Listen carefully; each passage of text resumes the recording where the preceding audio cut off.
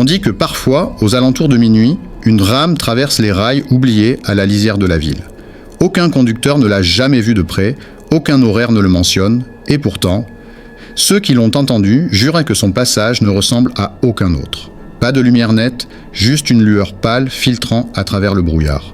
Pas de voyageurs visibles, seulement des ombres figées derrière les vitres sales.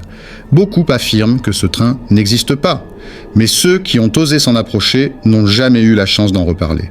Ce soir, c'est l'histoire de l'un d'eux et de ce qu'il a découvert. Il s'appelait Adrien, 32 ans, technicien de maintenance dans une petite ville de l'Est. Un homme banal, discret, que ses voisins croisaient rarement autrement qu'avec un sac à dos et ses écouteurs vissés aux oreilles. Depuis l'enfance, Adrien était fasciné par les trains, les gares désertes, l'odeur du métal froid, le grincement des rails, tout cela l'apaisait plus qu'il ne l'effrayait. Mais depuis quelques mois, il avait entendu parler de ce mystérieux train fantôme, évoqué comme une légende urbaine entre collègues. Adrien, rationnel de nature, ne croyait pas aux fantômes. Pourtant, chaque nuit, en rentrant tard, il jetait un coup d'œil vers la voie désaffectée derrière l'entrepôt où il travaillait.